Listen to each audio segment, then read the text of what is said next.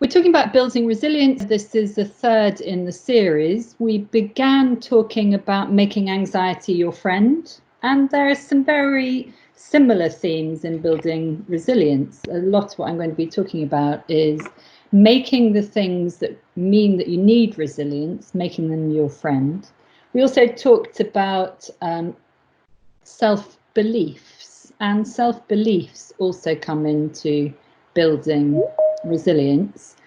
We're talking about building resilience, and Natalie said, what is it? I'm going to be talking about that in a minute, what it is and what I think it isn't.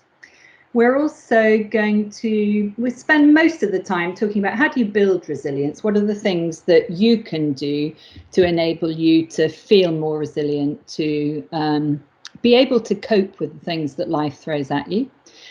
We're then going to move on specifically to how do you deal with really challenging circumstances when they happen, when you're in the midst of it. And I've just got some ideas for you there. And then obviously I'll finish with a summary. Throughout the session, please take notes. And also there'll be some exercises, things for you to reflect on. I'm not going to get you to talk out loud, but do make notes. And I would recommend that you talk to colleagues about it afterwards if that's useful. What is resilience? How do you build it? How do you respond when you're in the middle of something really challenging? And summary thoughts to take away for you. That's what we're going to cover. This is really important to me. Resilience is the capacity to recover quickly from difficulties and adapt to challenging circumstances. It's the capacity, and capacity is both about our personal ability to recover quickly from things that go wrong, but also having the space and the bandwidth inside yourself to allow you to cope. When we are incredibly stressed, it's much harder to recover from difficulties. So preparing yourself is one of the things we're going to be talking about. How do you keep your mind, your body, your life to have enough space in it so that you can recover and bounce back when difficulties come along? Recover is a really important part of resilience. The notion of resilience is that bad things will happen. Life is never perfect. There won't be a single person in this room who hasn't had to recover from things that have not worked out quite right. And what those difficulties are, what you find difficult, what I find difficult, will be different for us depending on our lives, depending on what we've tried before.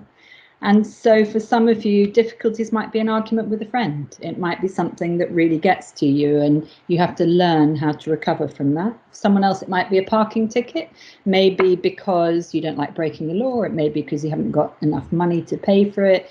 It may be you feel shame for having done something wrong. Or it could be a sale you didn't win. And just to let you know, those who were there on the webinar I did about self-beliefs, where I talked about noticing that the people we were doing the sale to didn't like my response on benchmarking. I didn't win the sale. And so actually I had to recover from it. And I'll talk about that as we go along and what I've learned from that situation. So resilience is the capacity to recover quickly from difficulties, knowing that they're going to happen. And therefore we need to prepare our minds, our bodies, ourselves. And then secondly, to adapt to challenging circumstances. And that's when you're actually in it. Adaptation is our ability to flex, to change, to be different. And again, the things that we're actually in. So it's both the capacity, the space we have, the skills we have to recover quickly from difficulties. And also when we're in the midst of it, to adapt. The most adaptable person is the person who wins in most situations. And as it says there, resilience is actually vital. Vital meaning we absolutely need it to live fulfilled lives. It is vital to our capacity to thrive and to flourish, to be our best selves. And the notion of that is what I want you to be thinking about through this next hour or so is how do you make difficulties your friend? Talked about making anxiety your friend, and it's the same with resilience. How can you get yourself in a state where you realize life isn't perfect, things will go wrong. I may not feel good when it happens, but I know that through doing certain things I can get through and then I can thrive and flourish. Resilience is not about tenacity, stiff upper lip, pretending things don't go wrong, ignoring all your feelings. This poem, which I really like, resilience is different from being numb. Resilience means you experience, you feel, you fail, you hurt, you fall, but you keep going. Resilience is not about going numb. Resilience is about having those feelings, owning those feelings, and then doing something about it. So that's what I mean by resilience. What we're going to look at for most of the time is, how do you build resilience? And I thought I'd begin with the idea of, is resilience hard baked into our genes, or is it something that we can learn? And I thought I'd get you thinking about, what does it mean when something has a genetic base? And I get very cross with the news when it has a new report that they found a gene for anorexia, or they've found a gene for depression. Because generally the way it's reported, it feels like we've only got it because of our genes and there's nothing we can do about it. And the same is true when it comes to resilience. There are lots of things we can do, and our genetics only makes up a very small percentage of what we can do about it. So I'm going to ask you a couple of questions. I want you to think for a minute. I've thought of 4 different things, and the first one is relatively easy. So eye colour. How much do you think the colour of your eyes is predicted by your genes? I can't hear your answers, obviously, but I'm guessing most of you will have come up with eye colour is 100% inherited, because it is. There's nothing we can do about it. It comes from our genes. It comes from the genes we get from our birth mother and our birth father, and that makes our eye colour. Nothing that we can do about it. Second one is, what about height? Is that inherited, or is that something that can change? Most people assume that height is 100% inherited. In fact, it's not. Your height is 80% inherited. Again, it comes from the genes of your birth mother and father. But actually 20% of your height, on approximately, is environmental. It comes from the diet, the nurturing, that there's failure to thrive syndrome. Some kids who've had really bad upbringings don't grow to the height that they should, and if you change their environment and treat them really well, they suddenly grow much more. So eye colour 100% inherited, height 80% inherited. Let me ask you the third one. There's something called callous unemotional traits. This is sort of emotional, behavioural, antisocial behaviour. Do you think that antisocial behaviour, callous, unemotional traits, because often people who are antisocial aren't thinking about the consequences on other people and tend not to show it in their faces. Is that inherited, or is that environmental? I think most people assume that those antisocial behaviours are actually all environmental, about upbringing. Actually, what they found is that 60% of it is inherited. What does that mean? It means that not everybody who has the genes will end up with antisocial behaviour, but if you've got the genes, it's going to be a lot harder for you not to engage in antisocial behaviour. And that most people who engage in antisocial behaviour do have the genes. There are very few people who don't have any of the genetic makeup who end up going on to do terrible things. But it's not an excuse, because some people who have the genes don't go on to be aggressive. And so finally we come to resilience. And so the question again of, is resilience in your genes, or is it something that you can learn? I'm guessing most of you think you can learn. And actually there's been not a huge amount of research onto the genetic component. And I've put here, it's 20% approximately. I was reading a study from 2019, which was looking at all the studies on the genetics of resilience. And they vary, so it's 20% approximately. One of the studies they found said that resilience is 38% baked in our genes, whereas another one said at the other end it was 8% baked in our genes. So what does that mean? It means that some people can develop resilience more easily. It will feel as if it's always been there. Whilst for the rest of us, and all of us, we can learn it, but maybe we have to try a little bit harder. 80% of how you respond to difficult situations is something that you can learn. 80% of how you respond to difficult situations is something you can learn, and that's what we're going to be talking about today. How on earth do you go about learning it? How do you build it? A model we're going to be looking at, the purple brick, which are what are called Keystone habits. How do you take care of yourself to get you in a state, which I've talked about, so that you can be resilient? And then the two at the bottom are things that you can do which underpin your level of resilience. If you're taking care of yourself, your social support network, and we'll talk about that more, is very protective of you. And so is having meaning and purpose in your life, knowing why you're doing something, thinking about what you're learning from a particular situation. Both of those underpin our ability to be resilient. And then we'll look at maintaining a positive outlook and active problem solving when we come on to how do you cope with difficult situations when you're right in the middle of it.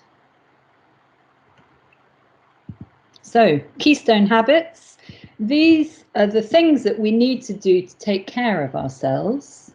We need to do them all the time. They are called Keystone. I don't know if you know the idea of an arch. The keystone is that cheese-shaped wedge at the top that keeps the arch up.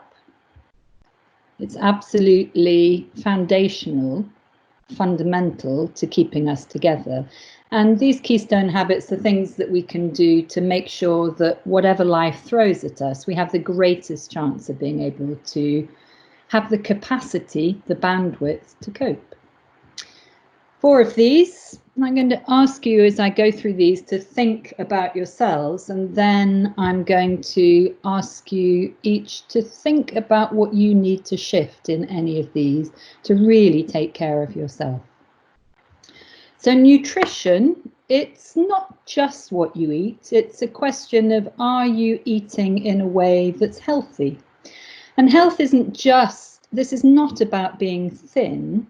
This is about making sure that you eat the things that give you the energy to do what you need to do. You eat so your body is in pretty much peak fitness, but you also eat in a way that makes you feel good about yourself, that it's okay to eat chocolate, it's okay to drink alcohol. It's not okay to eat chocolate and drink alcohol if you're doing that to avoid the work you need to do on your mental health, your feelings. It's not okay to drink that other glass of wine if it stops you sleeping properly. So nutrition is it's not about eating vegetables and no carbohydrates. It's about really paying attention to, are you eating in a way that fundamentally takes care of yourself, and takes care of yourself not just in this minute now, but thinking more broadly. It is okay to have nice things because that is taking care of yourself. It isn't okay to have nice things as an excuse for avoiding something more difficult. Take care of your nutrition, take care of your exercise. That's been really, really clear in this lockdown, that people's capacity to cope with COVID, to have the resilience to cope with COVID, has a lot to do with, clearly there are many, many underlying factors, but the people who have high risk, who are also have exercised well, mainly to increase their lung capacity, but also their body's ability to cope, do better than people who have not done any. And again, exercise is not about promising that you're going to run a marathon. It's not about promising that you're going to do something every day. It's about knowing when you've been sitting at your desk too long. It's knowing that building in some sort of walking is an important part of life. And it's even more important when we're not leaving home. Go out, come back to the desk. Walk 3 times a day for a short amount of time. Touch your toes, lift weights, whatever it might be that makes you feel good, but building something into your life. Yoga, Pilates, whatever it is, are a different form of exercise. There's exercise which builds up a sweat, but there's also exercise which gets you grounded in your body and making sure that you're thinking through what those different things are actually for some people running helps them ground, helps them think. But notice the difference when you're running just because you want to get away, you want to use your body, and when you're running to clear your mind. Exercise is really key. Sleep, this is partly about having 7 or 8 hours of sleep a night, but it's also, if you're taking care of yourself, you're noticing if the quality of your sleep is good. You're noticing, do you keep your laptop, your iPhone, whatever it is that your normal phone, do you have it next to you in your bed? Do you look at it just before you go to sleep? Those things don't help us switch off. Reading a book helps us switch off. Meditating, writing something, those all help us sleep. But beginning to notice for yourself, notice when you're waking up a lot. And again, ask the question, is that because I didn't eat properly yesterday? Is that because I haven't had enough water? Is that because I drank too much? Notice also when you wake up in the night because you're anxious about something and you haven't been doing the work on your mental health. And that sleep is often the place where the things that we're avoiding get brought to the fore. So again, it's not simple, how many hours am I getting? It's being aware and noticing how your sleep is impacting on your life. And then mental health, I have a lovely colleague who talks about do your work. That we all have mental health work to do. We all have stuff to learn about ourselves. We all have things that we talked about, we're anxious about, or beliefs about ourselves that are not helpful.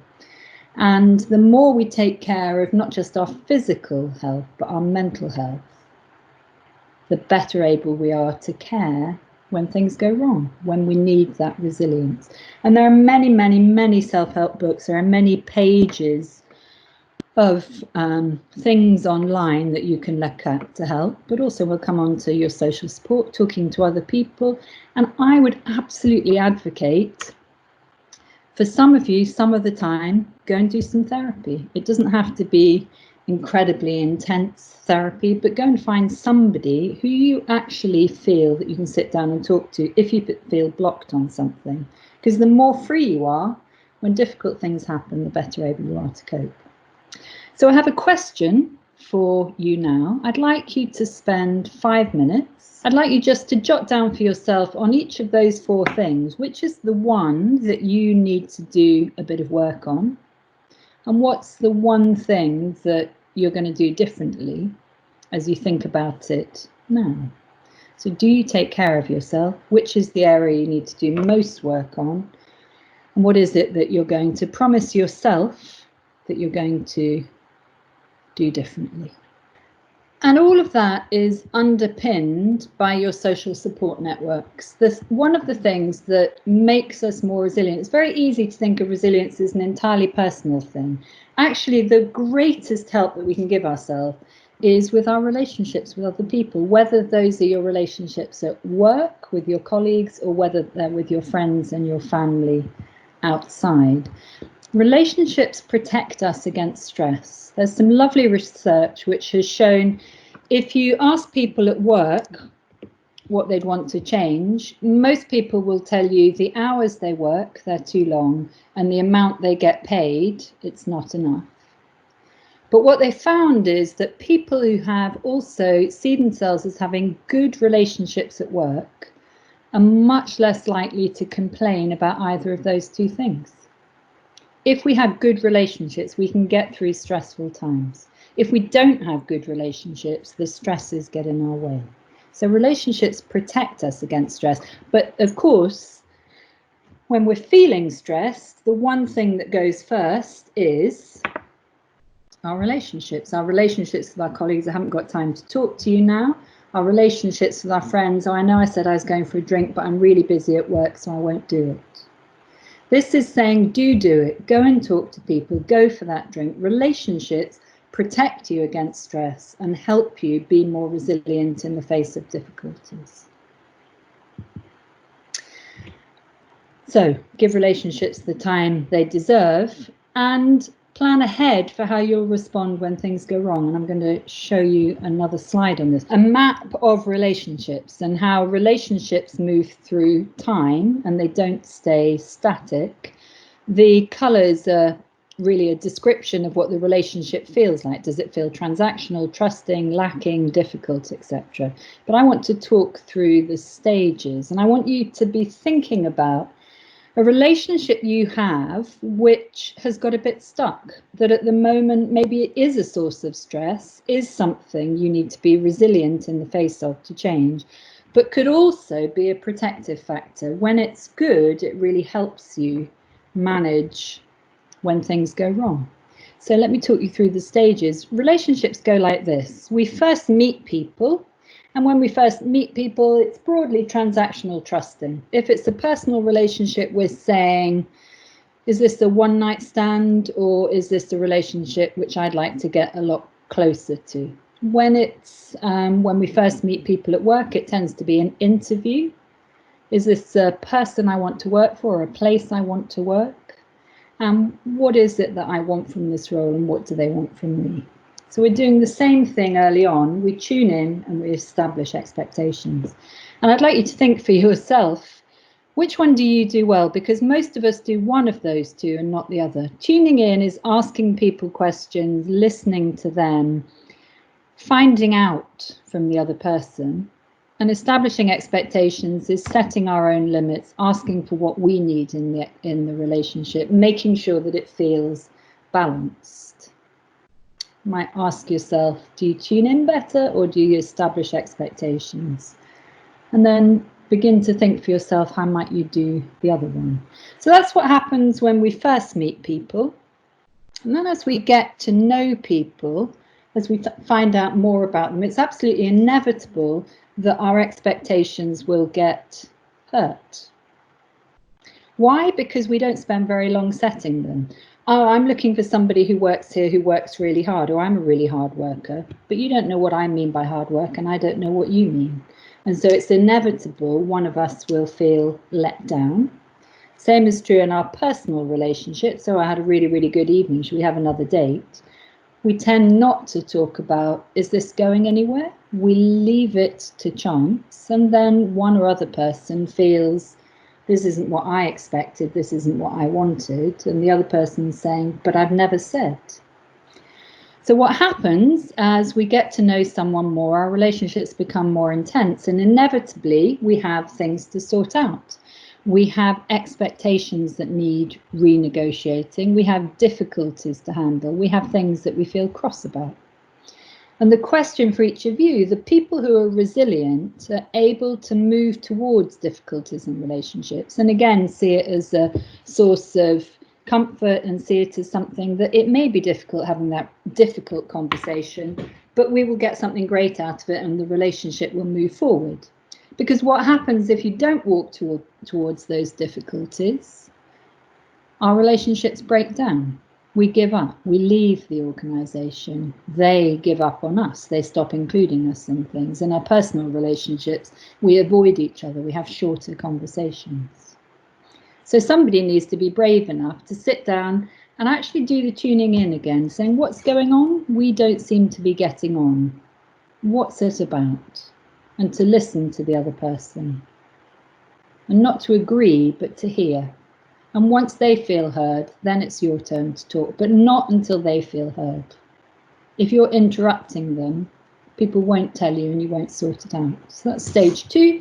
If we do that, stage 3, we have to renegotiate. You know, I said I wanted a hard worker. You said you work hard. Okay, we've realised that I mean by hard work someone who works 8 o'clock in the morning till 7 o'clock at night and is happy working at weekends. You meant somebody who always gets things done but works within the hours that they gave them. Now we understand that, we can renegotiate. You want to work fixed hours, but I need to know that if there are something really important, I can get you to do it. Generally, at that point, we can renegotiate well. If we do that, we feel more committed, and committed relationships are good. Those of you who've got people you've worked with for a long time, bosses that you've enjoyed working with, or personal relationships. But there comes a time when even that commitment and enjoying working, things need shaking up. Are we pushing ourselves enough? Are we expecting enough from each other? Can we do more? And the question is, who's brave enough to challenge? Who's brave enough to say, I think We can change this. We can expect more of each other. We can have another difficult conversation to sort things out. And if we do that, the relationship renews and on we move. So what I'd like you to do is to think about a relationship, an important relationship for you, a relationship where generally it's a source of support for you, but where it's not in a good place. It may be not in a good place because there's a difficulty that you haven't addressed, or it may not be in a good place because it's got a bit samey, a bit boring. Or it may be right at the beginning and you realise that you haven't really established clear expectations. I'd like you to think about one relationship and again, make a commitment to think first about where the relationship is on the cycle and then make a commitment to thinking about how you're going to address it. That's the first step. And then secondly, either getting someone else to help you, practice with them first, and then going and doing it. So a minute on, a relationship which matters to you, which has got stuck. Where's it got stuck and what are you going to do about it? So building resilience, take care of yourself, get those foundational keystone habits in place, build your social support. I'll go through. And create meaning and purpose in your life. The lovely research on what helps people live to a ripe old age. There are lots of things we know about those foundational habits, about people who live a long time and a happy life, do exercise, they eat well, and they have good social support. The other bit they have is they have meaning and purpose in their life. There's some lovely research which says if you talk to people who live really quite a long time, they will say to you that they've got something that they haven't finished. And it doesn't have to be financial work. It may be, there are people in the world that I haven't met. I want to go and meet people from every different culture. And I've only been to the United States and to South America. I'm yet to go to India. And that's in fact what I'm doing for my next holiday. Or I'm really interested in churches, and I've seen, what I'm going to try and do is see all the churches in England, Scotland and Wales. And the people who live a long time still don't feel they've completed that.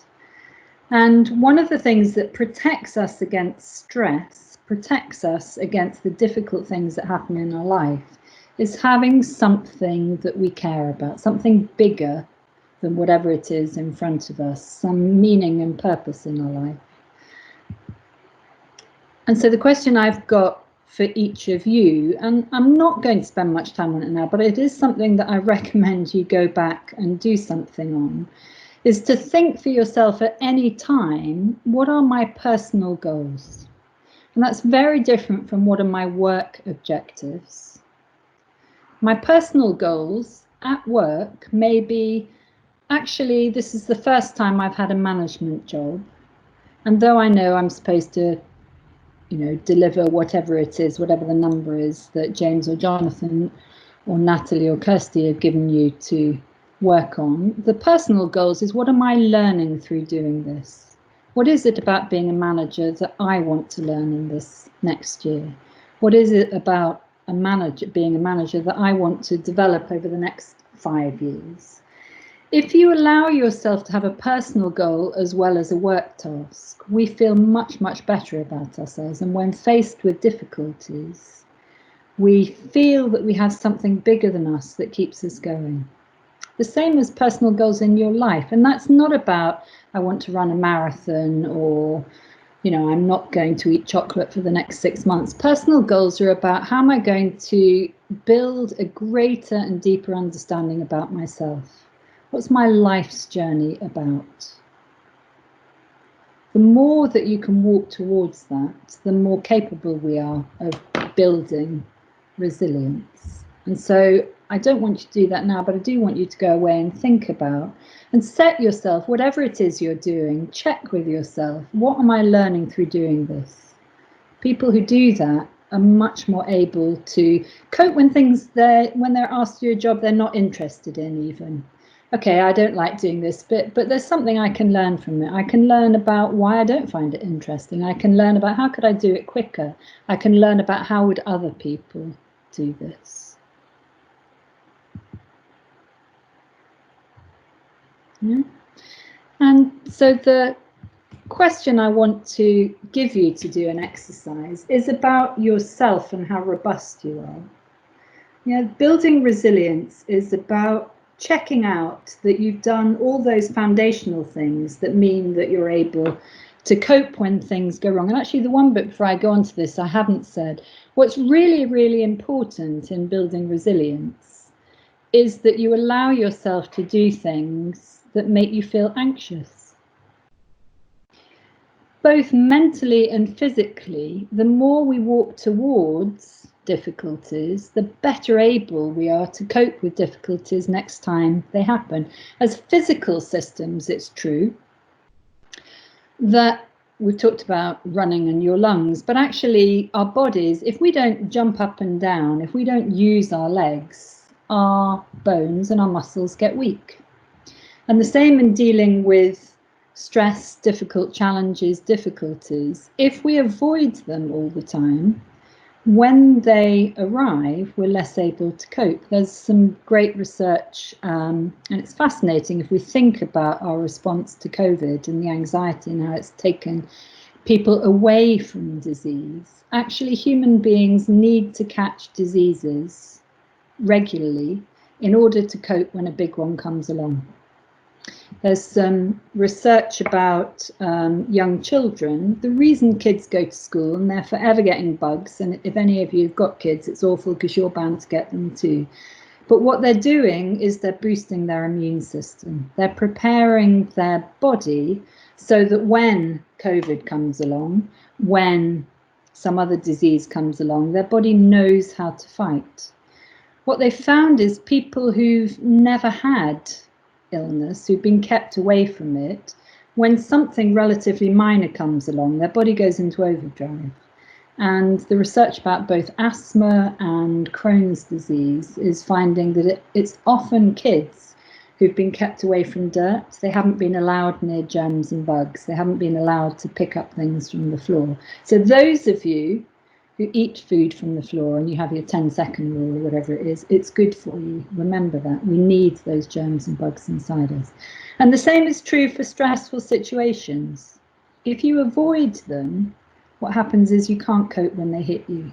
If you allow yourself to get to the edge of what feels really stressful, you prepare yourself for the next thing that comes along. So one of the bits about building resilience is actively walking towards difficulties. Not things which are so big that you don't know how to cope, not doing it when you're already under stress, but allowing yourself to try something new, do something differently, go and move towards something which you find stressful, and keep doing it until, because what happens is we move towards things that are stressful. If we keep at it, then they don't become stressful anymore. So, final exercise before we go on to what do you do when you're actually in a stressful situation. I'd like you to think about where you need to do your own work. Okay?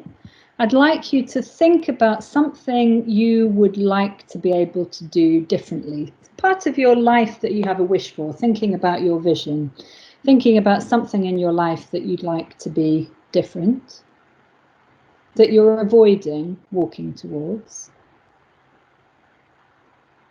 I'd just like you to jot down on a piece of paper, what's one thing, maybe in 6 months or a year's time, you wish for? Could be something about those foundational things. It could be something about your nutrition, exercise, could be something about your relationships, could be something about your work. Then in more detail, I'd like you to think for that thing you wish for, what's the outcome? How will you know that you've succeeded in 6 months and a year's time? What will you be hearing? What will you be feeling? What will you be seeing?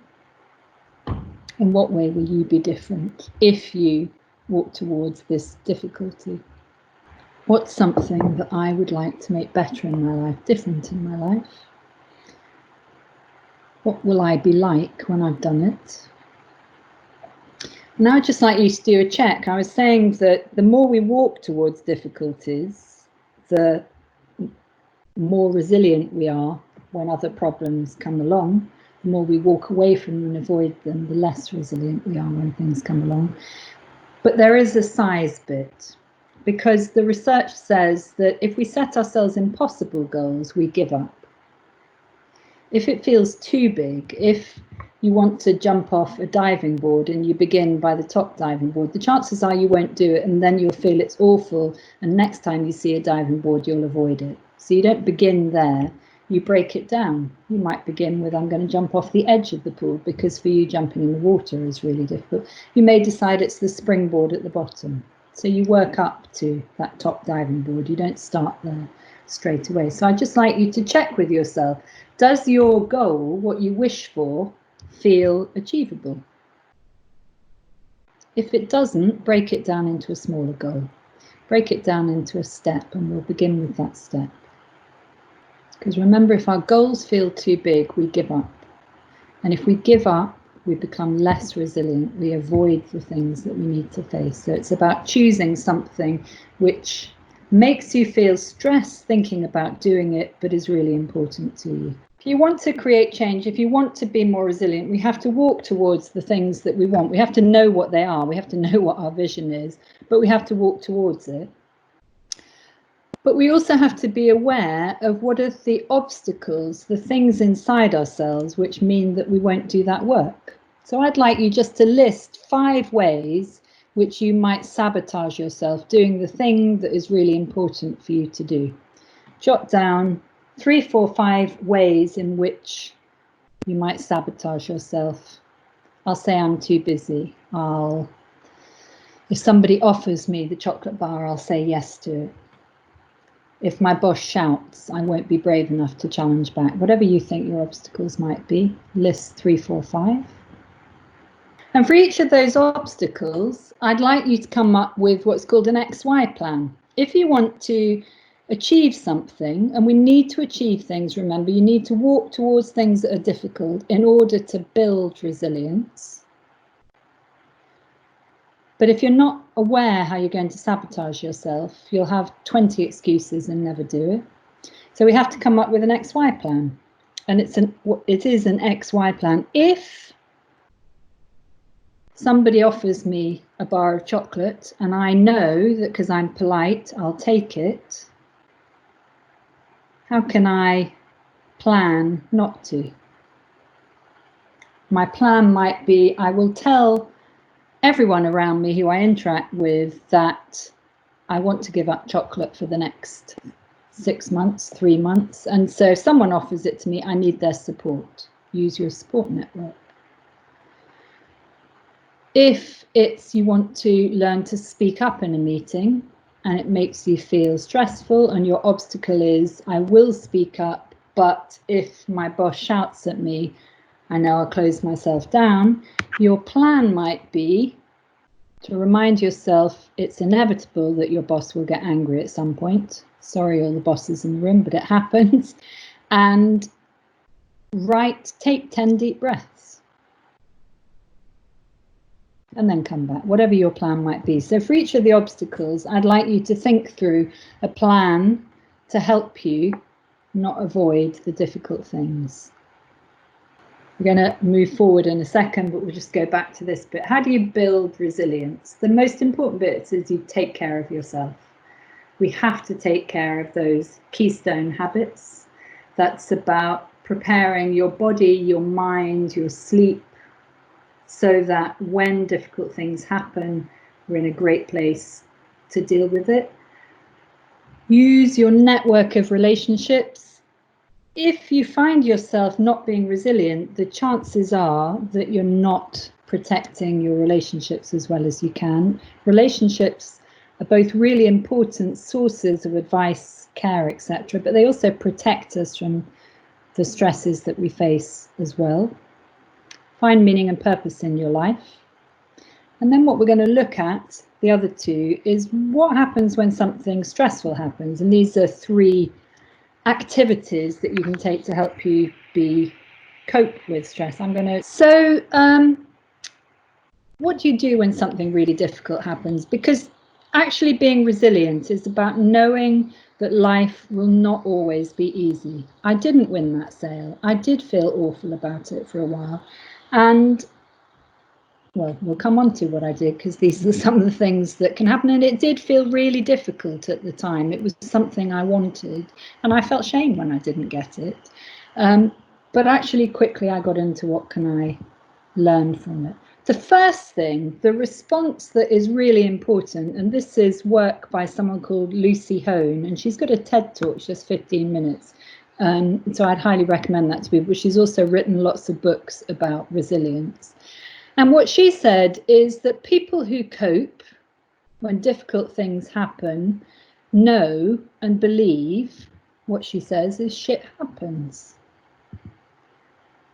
That they know that life will not always be right. And instead of saying, why did it happen to me? People who deal with difficulties really well say the opposite. Why not me? You know, things go wrong, so why shouldn't it be me that it goes wrong for? It's part of life that our relationships don't work out, our job doesn't work out, we embarrass ourselves in public, we forget to do something, we fail to make the money that we wanted to make, whatever it will be, shit happens.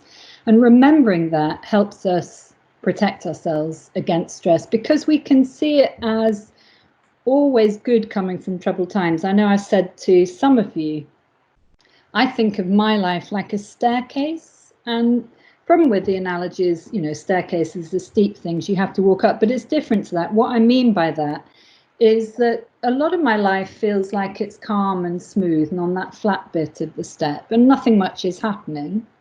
And I know, absolutely guaranteed, that at some point I will hit that riser, that wall, where some shit happens. I don't know what it'll be. It might be learning something about myself. It might be something I failed to do. It might be a sale I haven't won. It may be going into lockdown. But I know that even if it feels awful at the time, is a really good opportunity, because out of it will come some fantastic learning, something really helpful. And then my life will feel calm again, and it will carry on. Because what I've learned is that there is no life. In fact, I'd probably say when life feels too calm for too long, I actually want to start shaking things up again, as we talked about in relationships, because things can become complacent. So shit happening is a really good thing, and learning that it's okay when things don't work out, because, as it says in the middle, the question for yourself is, what can I learn from this? I may not think I want to learn it, but there's always something that I can learn. What I learnt from not winning the sale, I learnt 2 things. One, I learnt to trust my intuition more, because I knew, and I actually knew if I thought back to it, that the particular person who leant forward when I talked about benchmarking, I hadn't quite connected with. So that was one bit of learning. And I knew that, so why didn't I act on it? And the second piece was actually, you know, he didn't want us to win the business, but I hadn't articulated benchmarking clearly. And I do have a position on it, but I didn't have one clearly at that time. So actually he was right. I needed to articulate my position, which I have done now, and I feel much, much clearer about it. It didn't feel good at the time, let me tell you. Shit happens. That's the first thing you can do, is realize it's okay. Horrible things happen. And if you listen to the Lucy Hone video, the things that happened to her were really, really horrible, and she could still say that to herself. The second bit is, when difficult things happen, we have a choice about where we put our attention. We always have a choice about where we put our attention. And the bit that Lucy Hone says is that we need to make a judgment about the things that we can change and the things that we can't change. And that we need to move our mind to the things that we can change. I couldn't change that man's mind. He didn't choose us. What I can change is what I learnt from it. What I can change is future presentations. You can't make the organization. I was working with someone today, coaching someone today who is struggling in an organization, is having a really terrible time, but he's trying to change the organization. He can't change the organization. The only thing he can change is the way he interacts with it. And if he interacts with it in a way that gets the organization to behave differently, maybe it's a place for him. And if he changes how he interacts with it, and really they don't want him there, then he's got the choice to change and to leave. Trying to change other people, he's trying to change something which he can't change. Yes. So if you want to deal with difficult things in the moment, is be really clear about what you have control over, what you can change, and the things that you have to let go because you can't change them. There's nothing that you can do about it. You can't make other people change. That's one of the key messages. You can only change your response to things. Second thing is, where do you put your attention? There's lots of work. Martin Seligman and his work on happiness. There's a good book he's written called Happiness. And they have some activities. And one is at the end of every day to have a notebook. I've got an orange notebook, whatever notebook you want. And to, at the end of every day, remind yourself of 3 good things that have happened. Just small things. They do not have to be one of the things people who don't deal with stress, when they start thinking about good things, think, well, I didn't win the sale, therefore nothing happened. It's not those things. It's 3 things like, actually, I was really polite to the Ocado driver when he delivered my shopping. A friend called, he hasn't called for a long time, and though I was thinking about them, actually they called me first. So it's small things, noticing the good things that have happened help us feel happier. And if we feel happier, we're more able to cope when things go wrong. So practicing that habit of just at the end of every day, reminding yourself 3 good things. And those of you in relationships or with kids or with family, doing the same with them can be really, really useful. When my kids were small, I remember I used to say to them, what happened at school today? And their response was always nothing. Whereas what I learned to ask is, what were the 3 things that were really good today? 3 things that happened, and they could list them. So if you go to bed thinking about the 3 good things, you wake up feeling happier, and the happier we are, the more able we are to cope with what gets in front of us. I'm going to do an activity now. The final thing on choosing where you put your attention is benefit finding. It's the bit I mentioned before. It's looking for the learning that you can get from really difficult situations. And Lucy Hone talks about on her TED video, she talks about how actually human beings have been trained to pay really close attention to negative things. She talks about it ethologically, that when we were cave people and there were saber-toothed tigers, it was really important that we notice the tiger, not the sunset. But the problem with that is that we are trained and honed to notice the things that are broken.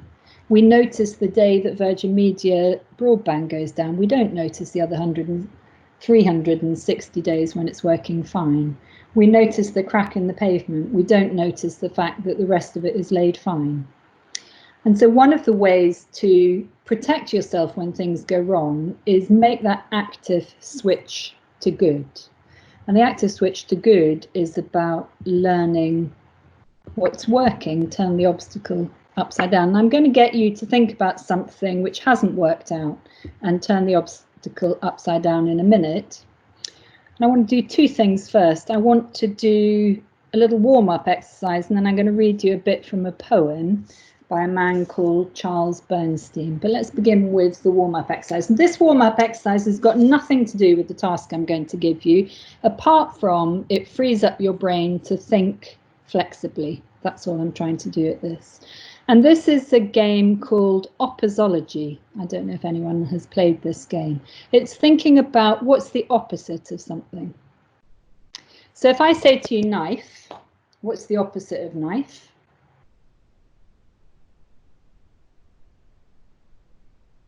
90% of you, probably 99% of you, will have said fork. A fork is not the opposite of knife. A knife is something we use to cut through things. The opposite of a knife is something that doesn't cut through things. So I'd like you to think for a moment of what really is the opposite of a knife. A knife is something we use to cut through things. What is something that doesn't cut through things? I'll give you one if you're not going to be brave enough. The opposite of a knife is sellotape. Sellotape doesn't cut through anything, it sticks things together. What's the opposite of an apple? It's not a pear. An apple is something round and green that grows on trees that we eat. There are many things that could be the opposite of an apple. I thought of a peanut because it doesn't grow on trees, it grows underground, it's not sweet, and it's a really strange shape. So it could be that, okay? So that was just playing around. I'm just going to, switching to good, turn the obstacle upside down. I found this poem by Charles Bernstein called Self-Help. If you get a chance to read the whole thing. I'm not going to read the whole thing to you because it's quite long. But he says, self-help. Home team suffers string of losses. Time to change loyalties. Marriage on the rocks. Nothing like a Coca-Cola. Election goes in the wrong direction. Kick off slippers, take a deep breath, be here now. Boss says performance needs a boost. A long hot bath smooths wrinkles. COVID death tops 100,000. Get your mind off it, switch on reality TV. Miss the train? Great chance to explore the station. I like this one. Bald? No hair up here? Finally, you can touch the sky with the top of your head. Hard drive crashes and work not backed up. Nothing like a fresh start. This one is a bit too close to home for me. Blue cashmere sweater has 3 big moth holes. This t-shirt looks great. As he says, self-help. Don't let yourself drown. So, I'd like you in this exercise to consider a challenge that you're currently facing and turn it upside down. What's the opportunity for you to grow?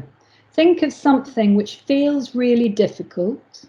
You're actually either in the middle of this challenge or it's something that you're avoiding walking towards, and turn it upside down and think not of the problem in it, but what's the opportunity?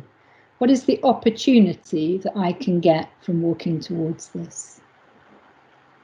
Write down a challenge and then turn it around and write down the benefit, the good in that difficulty.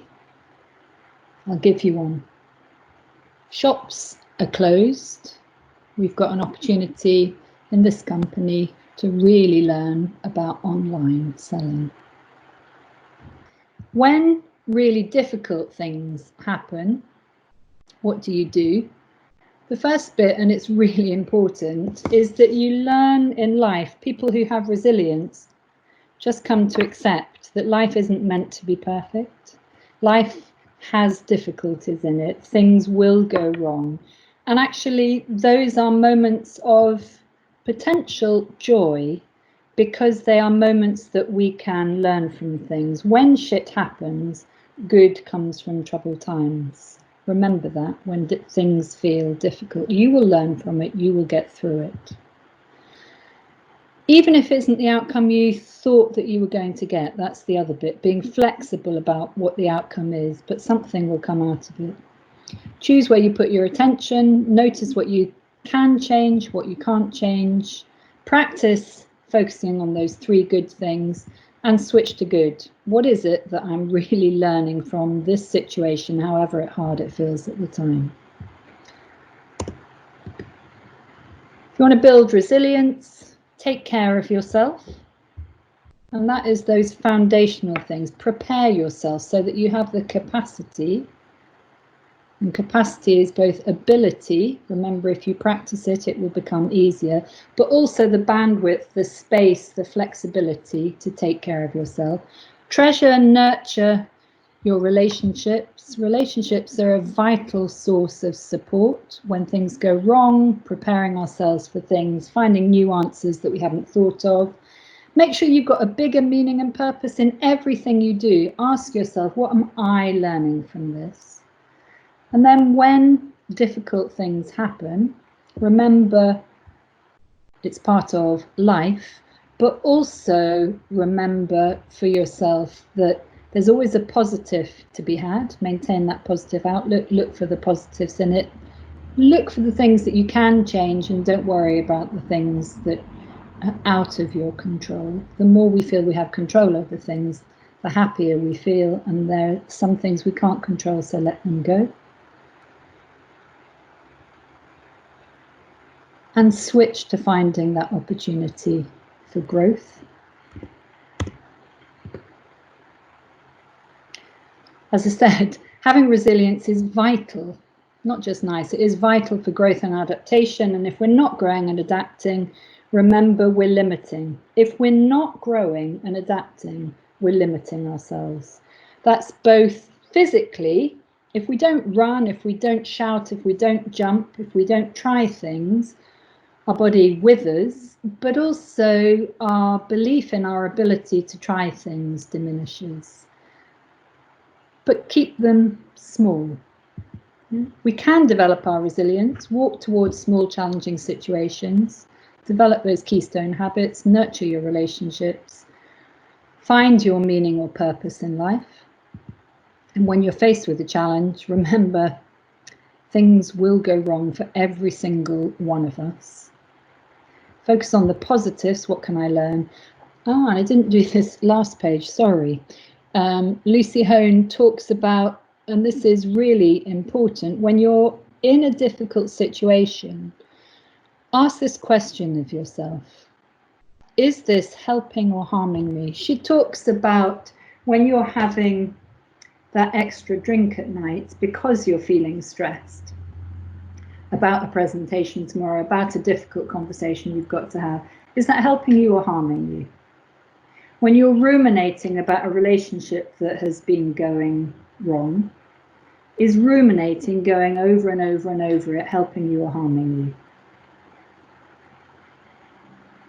When you're in a job that doesn't make you feel happy, just staying there and not doing anything, is that helping you or harming you?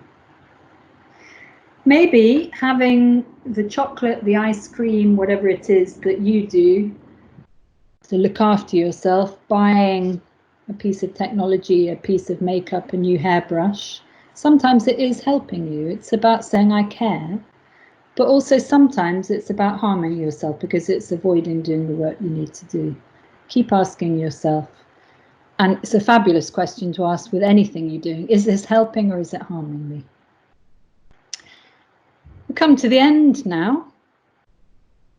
Resilience is vital for growth and adaptation. It isn't about pushing through. It's about acknowledging things will go wrong and having the capacity and the flexibility to be able to deal with it when it does.